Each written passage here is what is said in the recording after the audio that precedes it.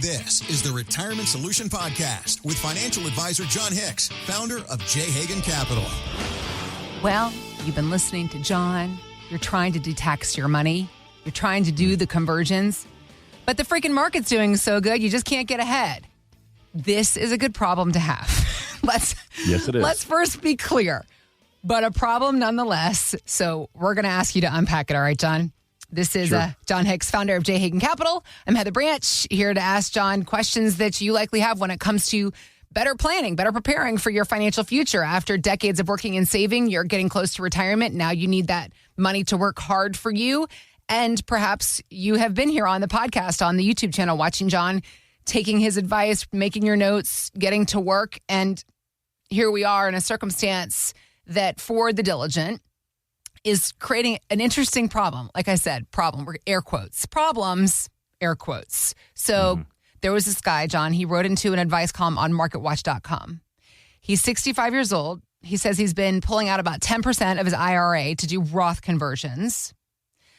But the market continues to go up. It's been up over 20%. So his balance keeps going up along with it. And he is trying to get his money detaxed, but he feels like he's on a treadmill and can't get ahead of it.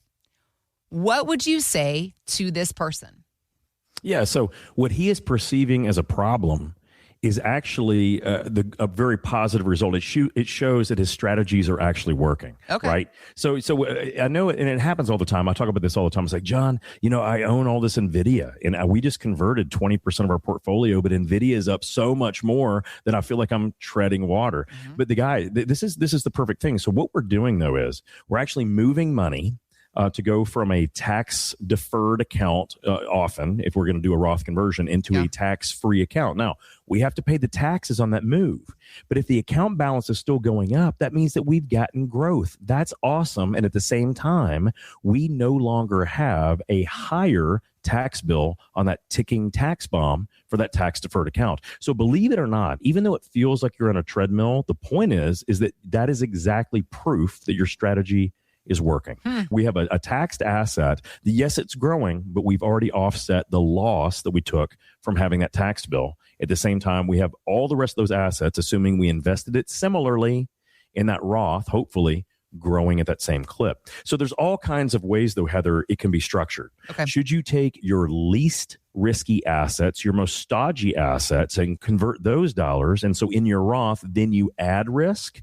That is something that we consider all the time. Or the other way around. Should you take the assets that have the most appreciation and just put those from your tax deferred account, convert those dollars and get them in your Roth? Should you do it that way?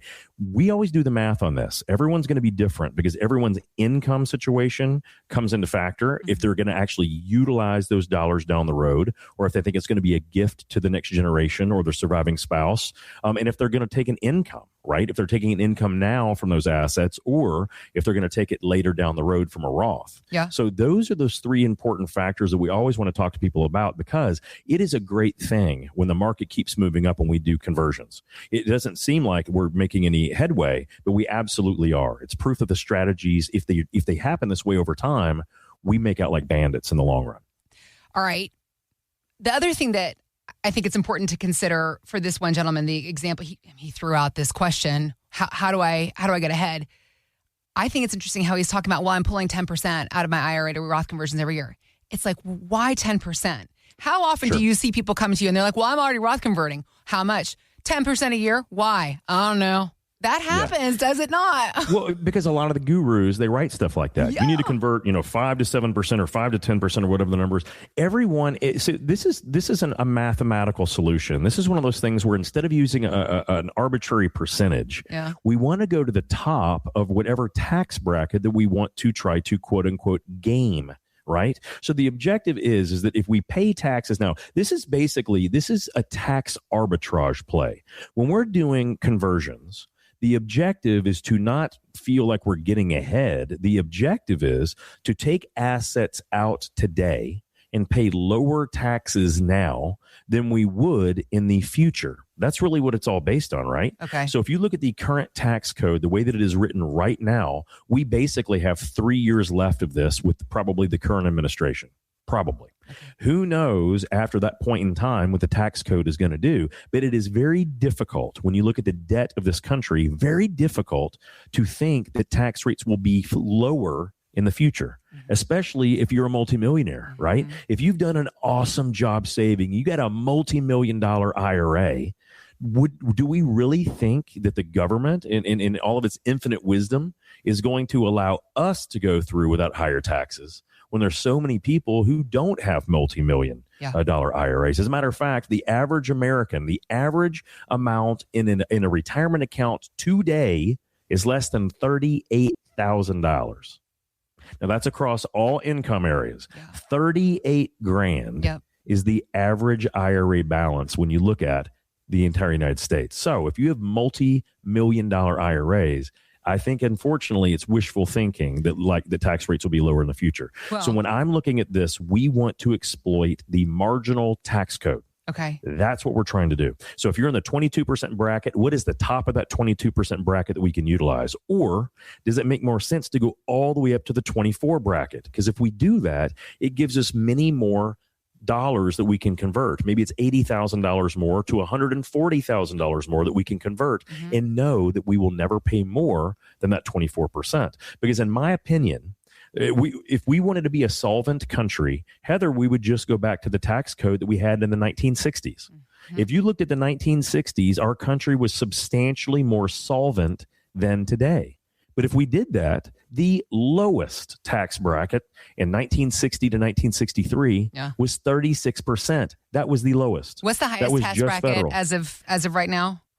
The highest tax bracket now is less than 40%. Come on. It's 38.9 or 38.6. Yeah. And the lowest was 36% in the 1960s. And so have we ever seen debt at the level that we're at currently? I know. Absolutely I'm putting you on not. the spot. If you look post-World War I, post-Revolutionary War, we had more debt as a percentage of our GDP, but we were an infancy country, right? Right. So if you look at it now, we have never had this much debt load when you look at GDP ever. Okay. And we've now eclipsed over 100% of our GDP as a debt service issue. So when you look at those numbers, it does not mean that the world is going to come to an end or the United States will no longer be a superpower, but it does mean that it may be harder for us to raise money by selling our debt to other nations. Now, if that happens, then it makes everything go up. And guys, inflation, we saw it in the last administration. Inflation can cause $20 items to go for $60 and $70. That can happen. We saw it with used cars a couple of years ago.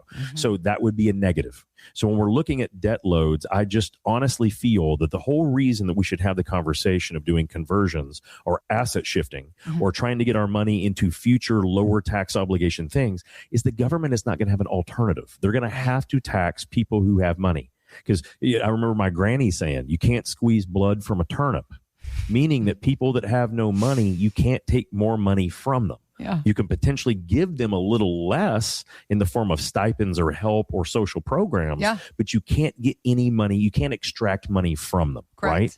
So because of that, the people that do have money, those of us that have done an awesome job saving, we've got $500,000, $1 million, $3 million, $9 million, or we have a business that we want to sell in the future and hopefully generate millions of dollars.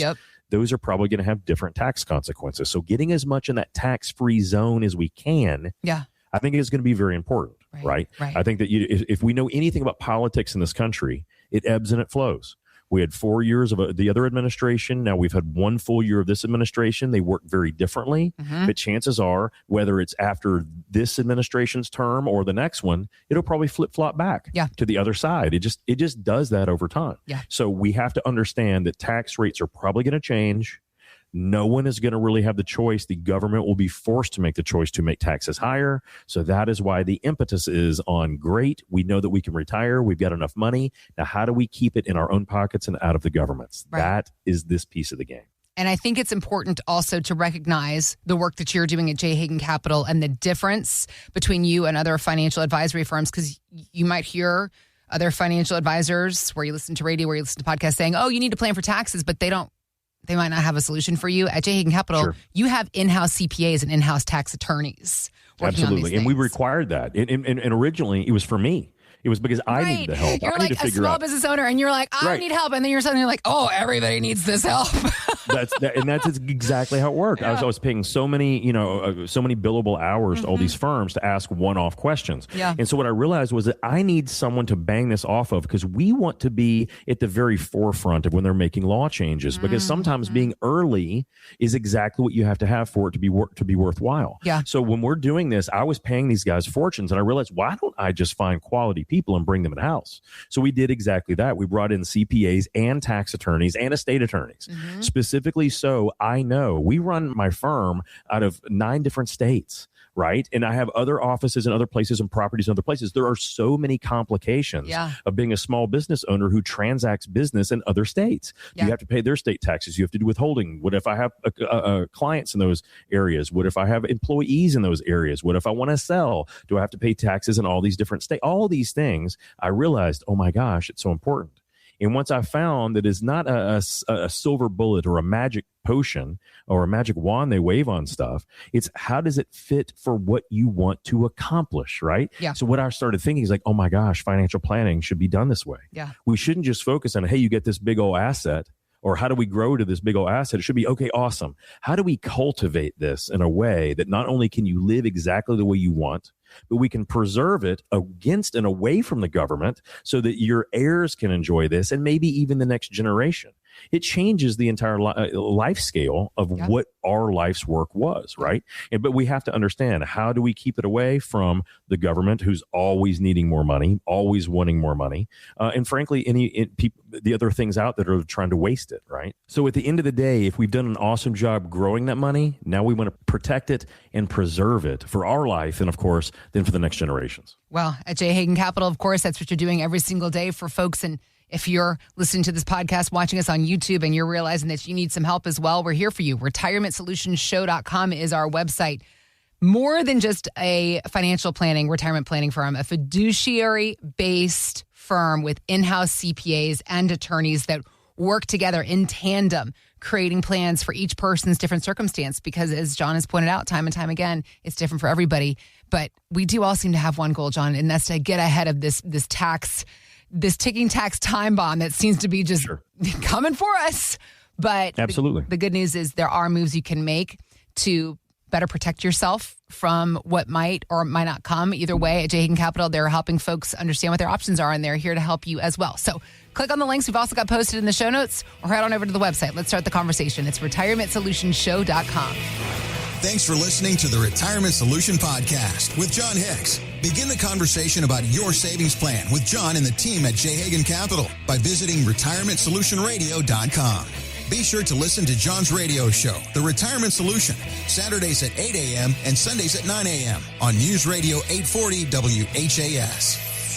J. Hagan Capital Incorporated is not licensed in all 50 states. To find out if J. Hagan Capital Incorporated is licensed in your state, please call 502-690-5635. J. Hagan Capital Incorporated is not affiliated with nor endorsed by the Social Security Administration or any other government agency and does not provide legal or tax advice. By contacting us, you may be provided with information about insurance and annuity products offered through J. Hagan Capital, LLC, NPN number 188279094.